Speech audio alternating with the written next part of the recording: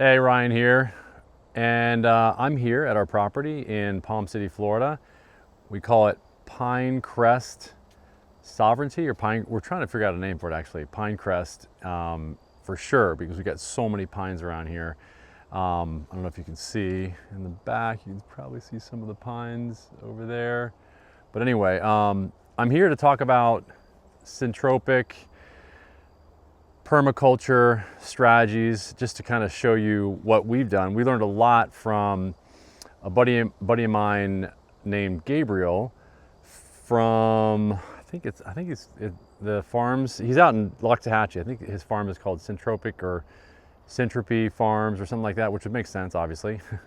But what is amazing about the syntropic strategy is the concept of having trees and shrubs or just other plants that surround what I call an anchor or a bullseye tree in the middle, in order to get that main tree in the middle, that bullseye tree, to grow faster, fuller, richer, denser. My understanding of it, and this is just my understanding, is the strategy is to is to plant concentrically around the middle tree. So for example, if we were to use an example of like this right here, this is a custard apple tree. Okay, that right there is it's a big custard apple tree.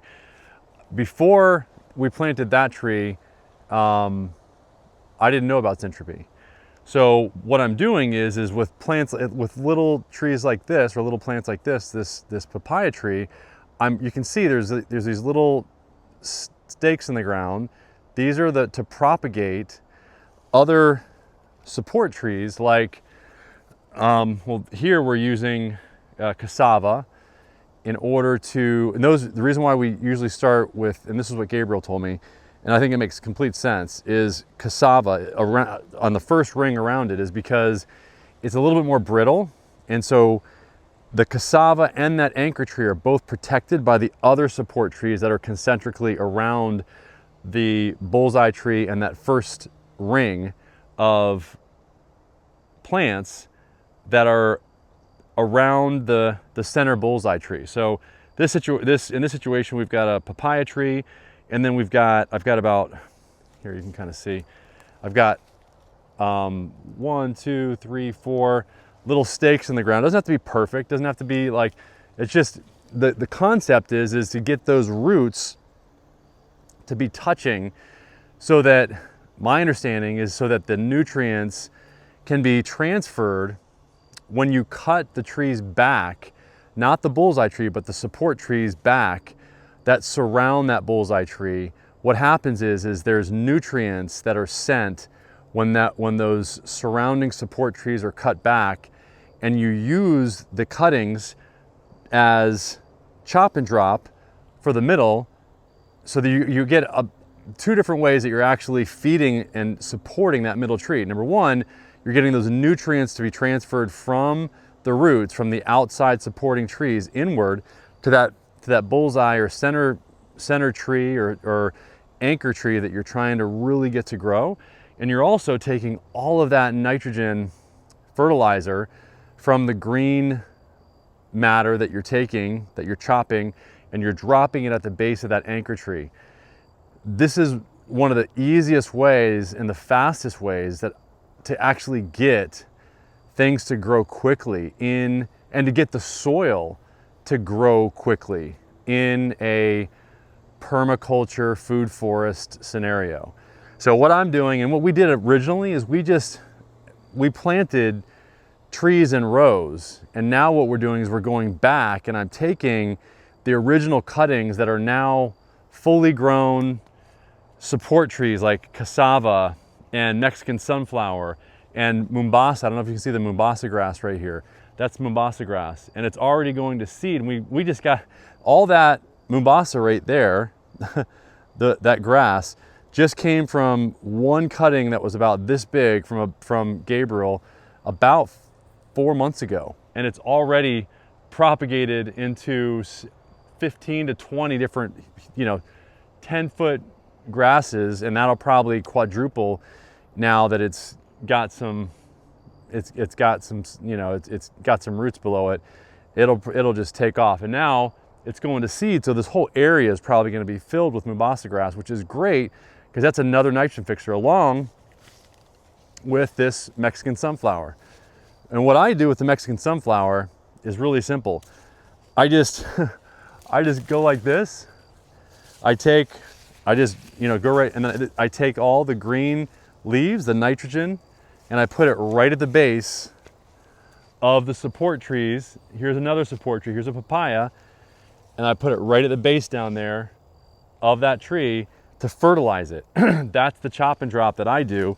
And then what I'll do is I'll come back here and I'll cut this right here, and then, or you can just pull it, but typically you want to cut it. But take this.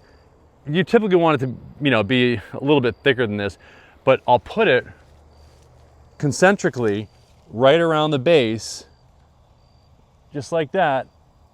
Just put it right in the ground as deep as you can get it, and that will now support this papaya tree. I'll try to get like 6 to 8 around this. Typically what I'll do is, like I said, it doesn't have to, you don't have to do it any certain way, but I typically will start with cassava in the first circle, and then as I go further out, I'll do like Mexican sunflower, and then further out, Mombasa, etc.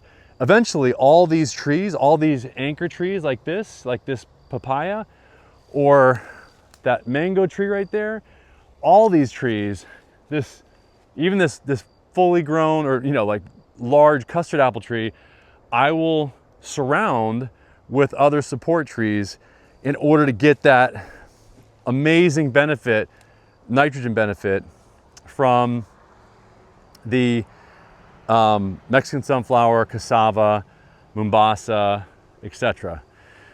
So I hope that makes sense. So that's the symbiotic or the symbiosis strategy in a nutshell, and it works. I can see it already how.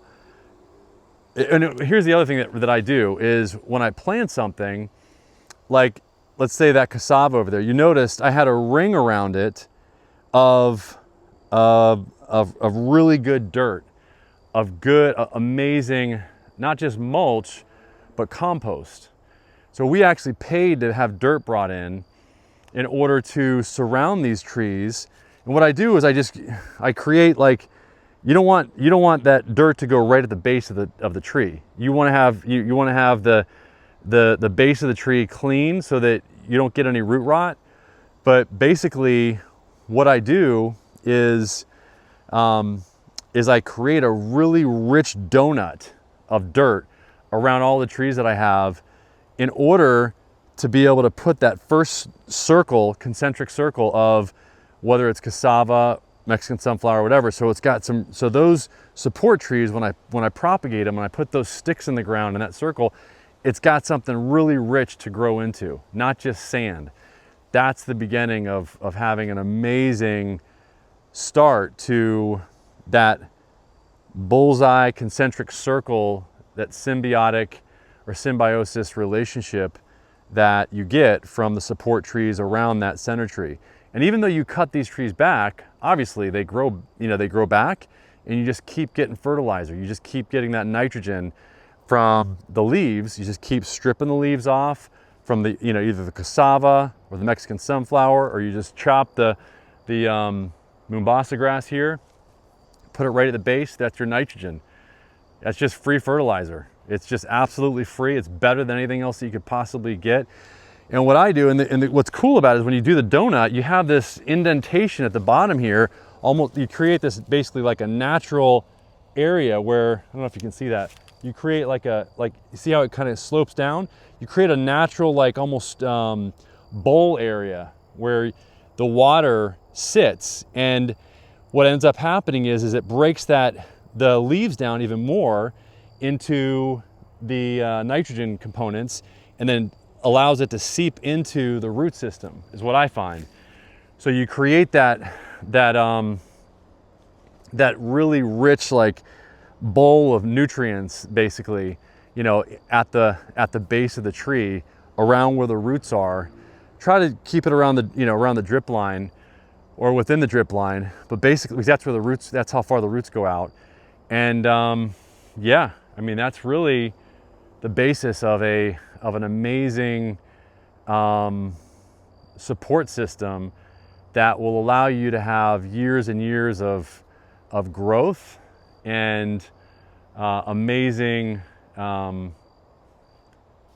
yeah, just amazing growth in your permaculture forest, in your food forest. And I can see it. I mean, we've got very sandy soil here in Palm City, and you can see how rich. I mean, this is not even summer. This is winter time, and I mean, you can see it's still pretty darn green around here. And this was all sand before, like less than, basically like a year and a half ago, all sand, palmettos and pines, and that's pretty much it. But we're getting some really good fruit. We're starting to get some papaya here. You can see there's some papaya on that one, and this papaya is starting to fruit. And yeah, and I could show you over here.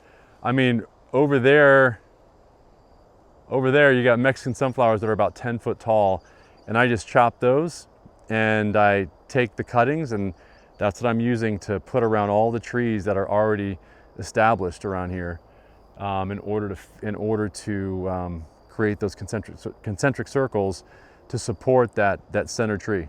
So anyway, hope this helps. Thank you, Gabriel, for all your knowledge about symbiotic or symbiont farming and permaculture. And thank you. And let me know in the comments how you're growing, what you use, to grow your trees to be as rich as they possibly can, as full as they can possibly be, and produce as much fruit as they possibly can, that are rich in minerals. I mean, how are you feeding your trees? The other thing, by the way, before I go, the other thing that we're doing a lot, and I learned this from the guys from Growing Homes, who just bought a place down here not too far from me, is for the banana trees and the papaya trees that really like a lot of feeding, they really like to get fed. I'm digging now below the tree, down in the roots, and I'm putting in there the all of our leftover food scraps, and I'm just putting it right into this, like maybe 2-3 feet. I'm digging a hole, and then I'm putting the food scraps in there, and then I cover it back up again. Instead of putting it into, mixing it in with mulch to make compost, I'm just putting it right at the base of the tree in order to just feed the tree directly and let it break up right down there in the root system. And we'll see how that goes. That's a really good strategy.